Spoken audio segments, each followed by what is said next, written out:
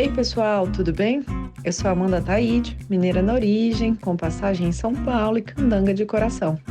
Casada, mãe do Pedroca Pipoca de 3 anos, do Luquinhas Pimpão de 1 ano e tutora do Vira-Lata Farofa. Sou professora doutora da UNB, dos cursos de Direito Empresarial, Concorrência e Comércio Internacional. Apaixonada pela vida acadêmica, eu adoro inventar moda para facilitar a compreensão dos temas jurídicos pelos alunos. Então, esse é o Direito Empresarial Café com Leite, um podcast voltado para os estudantes de graduação e iniciantes no mundo do direito comercial, para que possam aprender ouvindo a bibliografia obrigatória e complementar do nosso curso. Esse é um podcast simples, curto e gostoso, como um café da manhã mais rapidinho durante a semana.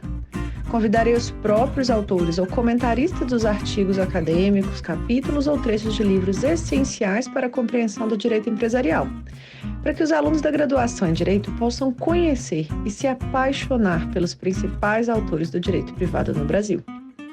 Como será um podcast voltado para os alunos da graduação, os episódios serão divulgados durante o semestre letivo da UNB. Durante as férias, faremos uma pausa para preparar o próximo semestre e também os novos episódios. Então, vamos comigo para a próxima xícara de café com leite?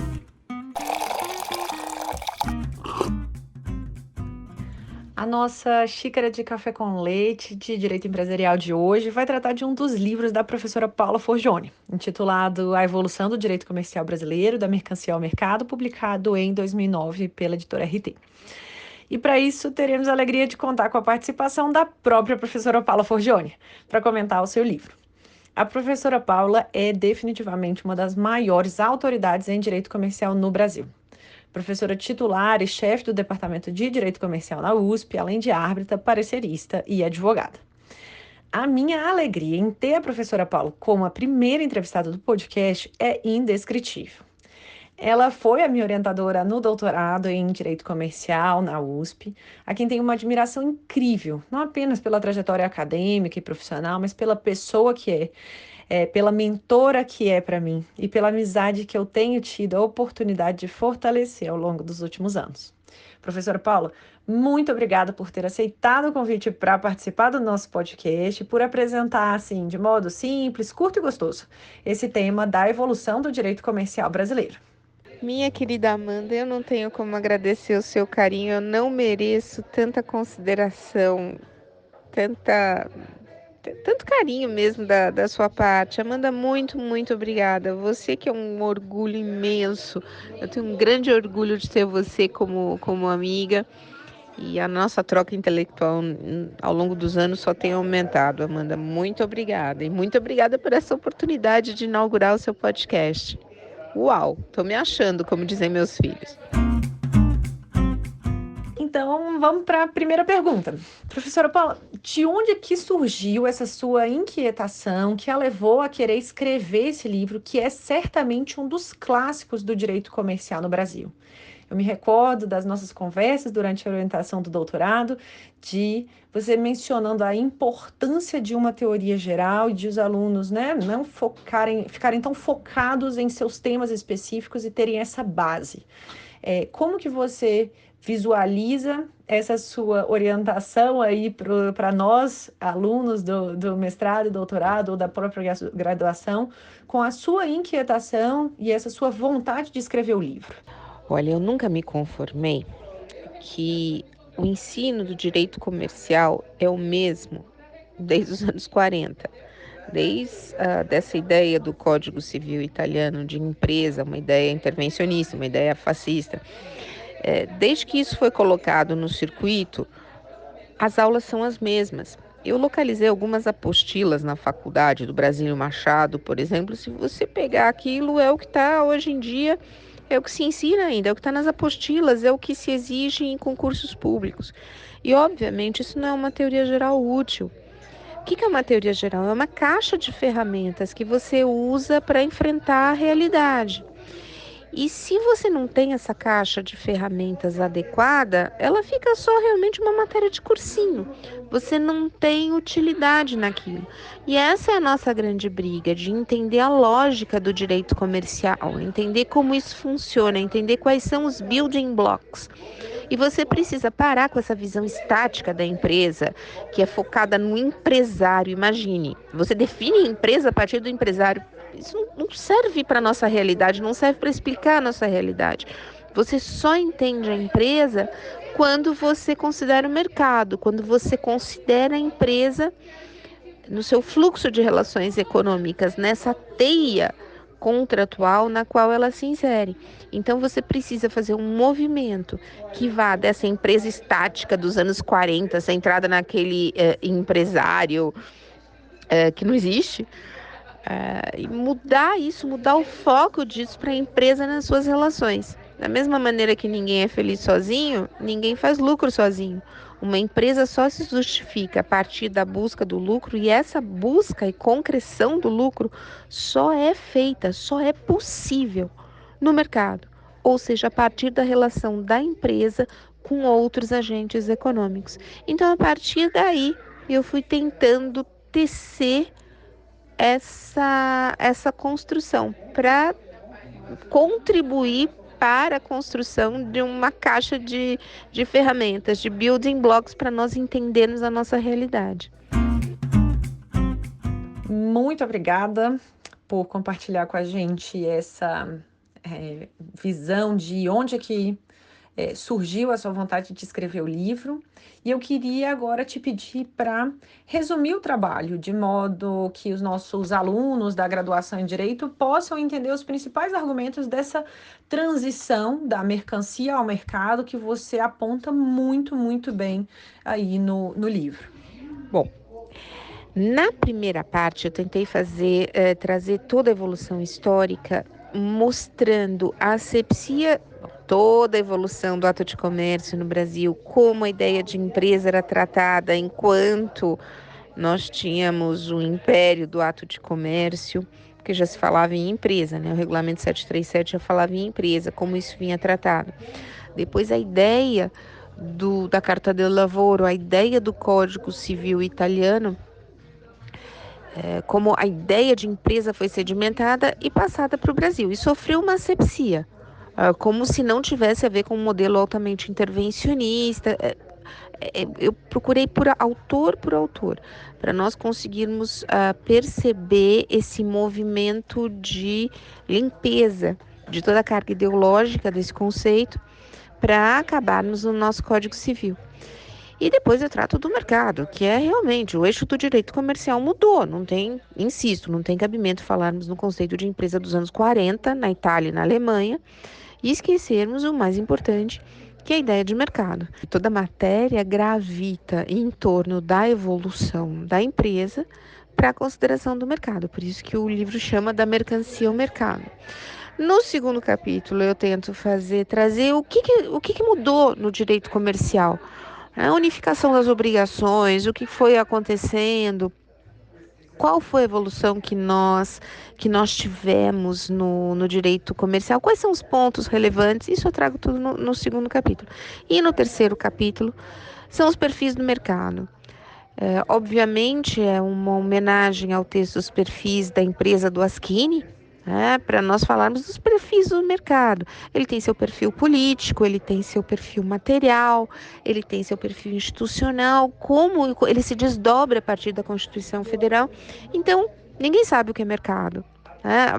Mercado é uma palavra polissêmica, mas as ideias ligadas ao mercado, o que é mercado? Como encarar essa ideia? Então, usando essa construção antiga, né, de você olhar as várias faces da figura, eu fiz a mesma coisa com a ideia de mercado, para tentar sistematizar um pouco todas essas ideias e esses lugares comuns, muitas vezes, que são trazidos.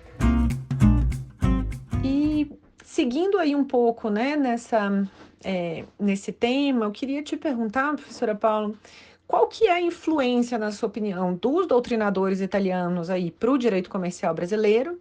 E atualmente, quem você diria que tem mais influência nessa evolução do direito comercial no Brasil?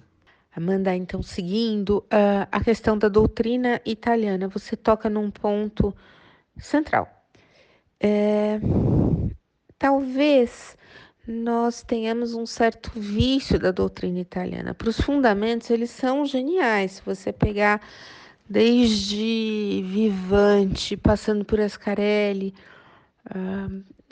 realmente, voltando à caixa de ferramentas, né? É fenomenal. Todo embasamento teórico tradicional vem daí. Agora, vamos abrir a janela para a realidade. Hoje, o que nos traz uma nova visão do direito empresarial, uma caixa de ferramentas, como eu estou repetitiva, né, minha querida?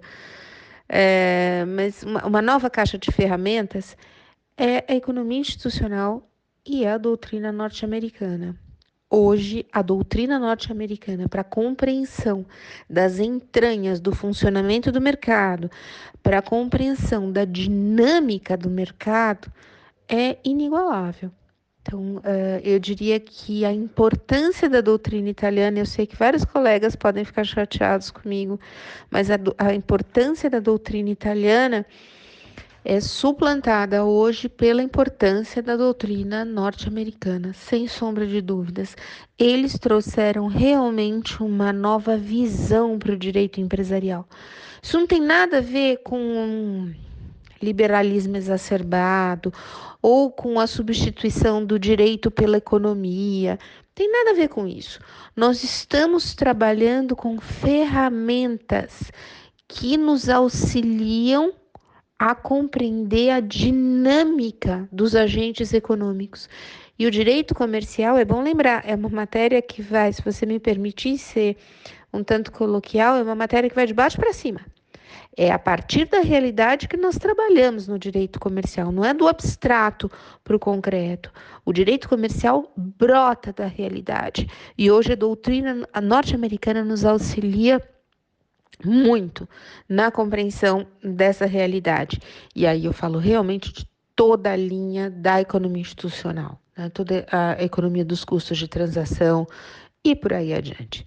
De novo, não se trata de substituir o direito pela economia, mas de utilizar esse instrumental poderosíssimo que nos é trazido pelos economistas. E por fim, qual que é a sua recomendação para os alunos que tiverem interesse em estudar ou em trabalhar com direito empresarial no Brasil? Amanda, eu começaria dizendo que se você quer ser um bom comercialista, antes de tudo, você tem que ser um excelente civilista. Não existe na história da humanidade um grande comercialista que não domine o direito civil, porque a nossa base dogmática é a base do direito civil. Em cima desse edifício, você constrói o direito comercial, que aí é lógica. O direito comercial, óbvio, né? Nós somos comercialistas, o direito comercial é muito mais dinâmico, mas ele não se constrói sem a base dogmática do direito civil. O calvário no direito comercial é carregado pelos civilistas. Eles dão o calvário pedagógico, eles que vão ensinar obrigações, que vão ensinar toda a parte de teoria geral. E nós vamos construir em cima disso. Tá? Então, a primeira ideia é estude muito direito civil. A segunda ideia é estude os grandes clássicos do direito comercial, porque é a partir deles que toda a nossa lógica se desenvolve.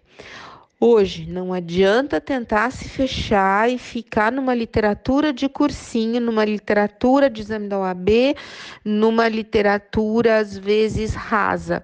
Não. Você realmente precisa entender de economia e você precisa entender, especialmente, de nova economia institucional, de economia de custos de transação e por aí adiante. Depois, óbvio, em cada área do direito comercial nós teremos os grandes autores, mas essa é a base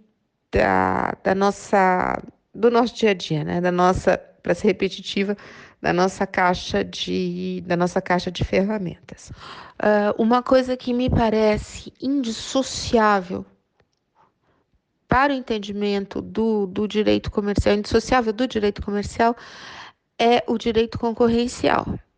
Você só entende a empresa se você considerar ao mesmo tempo o mercado, né? Você não pode mais considerar a empresa isoladamente. E isso exige a compreensão da dinâmica de funcionamento do mercado, e isso é explicado pelo direito concorrencial. Eu não entendo essas ilhas isoladas que nós criamos. O pessoal de concorrencial não fala com o pessoal de societário, que não fala com o pessoal de contratos. Isso é uma loucura, porque esse intercâmbio é fundamental para a compreensão da empresa na sua dinâmica, repetindo, da empresa no mercado, para a compreensão do fluxo de relações econômicas, da circulação da riqueza. E eu confesso que eu tenho grandes crises, às vezes, para separar direito comercial de direito econômico, porque eles estão muito ligados, e eles estão muito ligados por conta da dinâmica de mercado. Aí nós temos sempre que referir o professor Eros Grau, né, que sempre nos ensinou que tudo é implementação de políticas públicas, e que o direito empresarial também lida com a implementação de políticas públicas. Nós precisamos abandonar esse ranço excessivamente privatista do ensino do direito empresarial, que não fala das políticas públicas implementadas. Isso não tem nada a ver com esse fla-flu de hoje em dia. Porque você é muito intervencionista. O negócio a se liberar, não tem nada a ver com isso. Nós estamos falando de formatação do mercado. E, querendo ou não, o direito formata o mercado. E o direito implementa políticas públicas. Quando você diz, não tem que ter política pública, isso já é uma política pública. Né? Então, essa dinâmica, essa compreensão do direito empresarial como uma ferramenta de implementação de políticas públicas e de formatação do mercado, é uma compreensão que só vem quando você domina os fundamentos do direito concorrencial também. Professora Paula, me enche de alegria ter você nesse podcast inicial aí, nessa abertura desse desafio que eu acabei me propondo de colocar a bibliografia obrigatória e a bibliografia complementar do curso de Direito Comercial 1 aqui em voz, né, em áudio. Então, muito obrigada pela sua presença, sei da sua agenda bastante atribulada, agradeço por ter conseguido encaixar essa demanda, então espero que seja aí o primeiro de vários podcasts juntas, assim como já temos feito outras parcerias em eventos aí também. Amanda, eu que agradeço, eu adorei esse café com leite, porque você, né, mineira, eu de São Paulo, estamos seguindo uma tradição muito forte da ideia de café com leite. Café puro é muito ácido para o estômago, e leite sozinho também, às vezes, falta um pouco de um sabor mais forte. Por isso, café com leite é perfeito, e eu fico muito feliz com essa nossa parceria de tantos anos, né, professora? Tantos anos. Eu queria dar parabéns para você. Você é uma pessoa muito dinâmica, uma professora que faz acontecer. Não adianta você ser um gênio se você não consegue realizar as coisas, se você não consegue agregar. E você, Amanda, tem um dom. Você tem esse dom de agregar, de realizar. Duas grandes professoras da UNB, você e a professora Ana Frazão, vocês fazem chover canivete. Eu falo isso pelas costas de vocês, falo também na frente, vocês duas fazem chover canivete. Amanda, você é uma liderança para essa juventude, para as mulheres no direito comercial, no direito empresarial, você é um exemplo de professora e de profissional. Minha querida, eu realmente fico feliz pela UNB, que pode contar com você, e também feliz porque você sempre nos socorre na USP. Muito obrigada, Amanda, e parabéns de coração pelo seu trabalho. Eu tenho muito orgulho de ver o seu brilho. Assim, eu aplaudo de pé todo o seu trabalho, minha querida. Um grande beijo e muito obrigada pela honra, nossa, de estrear o seu podcast. Repetindo, eu tô me achando. Um beijo enorme. Então, por hoje é só. A nossa xícara de café com leite foi devidamente tomada, de um modo gostoso, como num café da manhã. Até a próxima!